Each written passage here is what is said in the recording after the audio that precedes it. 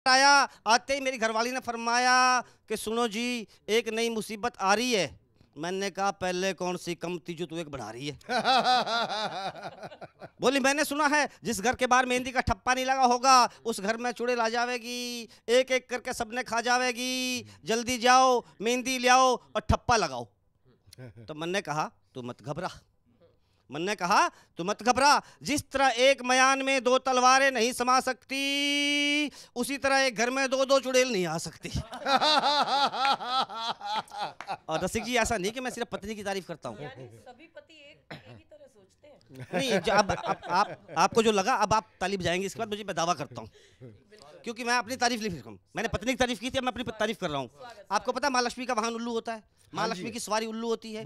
एक बार माँ लक्ष्मी के वाहन उल्लू ने मुंह खोला, एक बार माँ लक्ष्मी के वाहन उल्लू ने मुंह खोला। नाराज होते हुए माँ लक्ष्मी से बोला, हर भगत आपकी पूजा करवाता है, मेरी ओर ध्यान भी नहीं दिया जाता है। हर भगत आपकी पूजा करवाता है, मेरी ओर ध्यान भी नहीं दिया जाता है। तो माँ ने कहा मैं देती हूँ तुझे आशीर्वाद। तो माँ ने कहा मैं देती हूँ तुझे आशीर्वाद कि मेरी पूजा से पहले, माँ ने कहा मैं देती हूँ तुझे आशीर्वाद कि मेरी पूजा से पहले सब औरतें तुम्हें पूजेंगी आज के बाद। तब से हर वर्ष दीपावली से 10-12 दिन पहले सब उल्लुओं को पूजा जाता है और सभ्य भाषा में ये दिन करवा चौथ कहलाता है। वाह वाह वाह वाह वाह, बहुत बहुत धन्यवाद। क्या बात, आप सबका। क्या बात। हरमिंदर पाल जी ने बहुत बढ़िया कविताएं सुनाई, कई बातों का जिक्र किया, क्रेडिट कार्ड का भी जिक्र किया। मुझे 4 पंक्तियां याद आई कि जिसे तुम जान से ज्यादा करते थे प्यार, वो तुम्हारे क्रेडिट कार्ड से लाखों की शॉपिंग करके हो गई फरार। अरे धोखा खाने वालों संभलो, अपने प्यार को न यूं पहली नजर में पास करो, पहले इस्तेमाल करो फिर विश्वास करो, पहले इस्तेमाल करो फिर विश्वास करो। लीजिए काव्य यात्रा को हम आगे बढ़ाते हैं और रंग और रूप में हम परिवर्तन करते हैं। हमारे बीच में एकमात्र कवित्री दिल्ली से हमारे बीच में बलजीत कौर तन्हा जी उपस्थित हैं।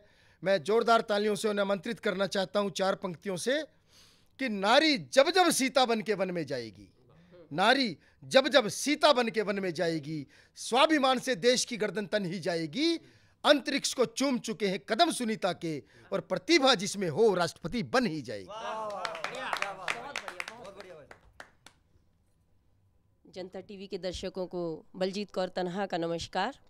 और रसिक जी ने जैसे अभी बात की, सीता मैया की याद दिलाई, तो मुझे याद आया कि जिन दिनों रामायण चल रही थी, रामलीला होती थी, तो मेरे पति घर आए और बार बार मुझे एक ही बात कहते थे कि देख सीता मैया को देख। मैं कहती थी क्या देखूं? बोले सीता मैया को देख, कितनी पतिव्रता है। मैंने कहा हाँ।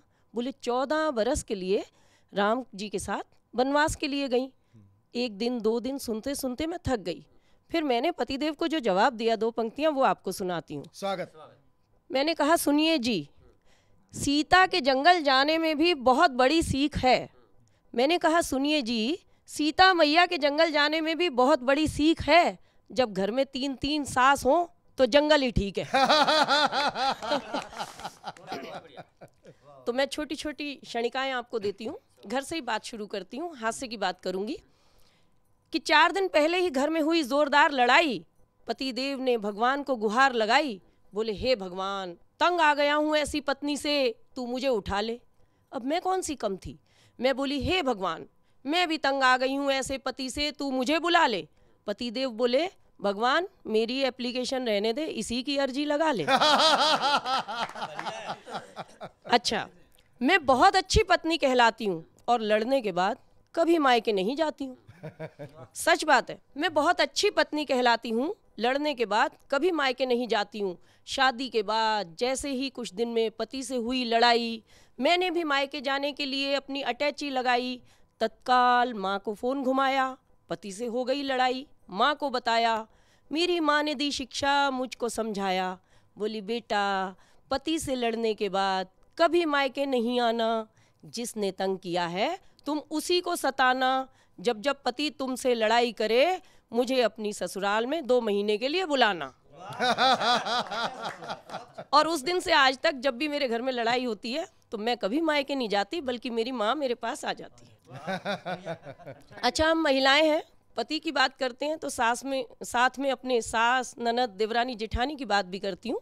4 पंक्तियाँ देती हूँ कि एक दिन मैं, मेरी सास, ननद, देवरानी, जेठानी, एक दिन मैं, मेरी सास, ननद, देवरानी, जेठानी गए पड़ोस में जहाँ पंडित जी सुना रहे थे मोक्ष की कहानी। पंडित जी ने कहा, जिसने स्वर्ग जाना है मेरे ओम बोलते ही उसने हाथ उठाना है। पंडित जी ने कहा, जिसने स्वर्ग जाना है मेरे ओम बोलते ही उसने हाथ उठाना है।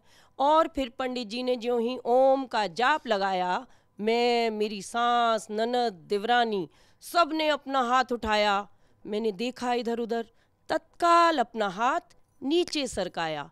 मैंने सोचा चतुराई से काम लेने का ज़माना है, ये सारी स्वर्ग चली गई तो मेरा स्वर्ग तो यहीं हो जाना है। अच्छा, एक छोटी सी और पंक्तियाँ देती हूँ। कुछ दिन पूर्व रामलीला मैदान में अन्ना जी ने अनशन किया था और देश में उनका बहुत नाम हुआ। लेकिन देश में बहुत नाम ज़रूर हुआ पर मेरा बहुत बड़ा नुकसान हो गया, और सिर्फ मेरा ही पूरे हिंदुस्तान में नुकसान हुआ है जी। वो आपको पंक्तियों में सौंपती हूँ। स्वागत। कि मैं भी कैकई की तरह कोप भवन में जाती थी, मैं भी कैकई की तरह कोप भवन में जाती थी, भूखे रहकर अपने पति से अपनी बात मनवाती थी। मुझे भूखा देख पति हुए परेशान जाते थे, मुझे खाना खिलाने की खातिर बात मेरी मान जाते थे। फिर अन्ना जी ने किया अनशन, देश में हुआ सम्मान, देश में हुआ सम्मान, पर मेरा हो गया नुकसान।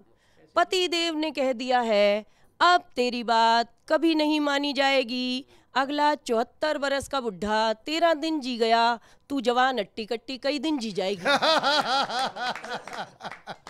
तो अब मैं आगे का संचालन आपको सौंपती हूँ। तो ये थी बलजीत कौर तन्हा जी, दिल्ली में अध्यापिका हैं। और दिल्ली में अभी एक शर्मनाक हादसा हुआ। मैंने 4 पंक्तियां लिखी कि पर्दे में अपनी असमत की निशानी लेके लौटे, पर्दे में अपनी असमत की निशानी लेके लौटे, तूफानों में मौजों की रवानी लेके लौटे, कदम कदम पर भेड़िए शरीर नोचने को बेताब, ताज्जुब है वो दिल्ली से भरी जवानी लेकर लौटे, ताज्जुब है वो दिल्ली से भरी जवानी लेकर लौटे। और लीजिए एक छोटा सा ब्रेक, और उसके साथ ही हम तुरंत आपके वापस आते हैं। छोटा सा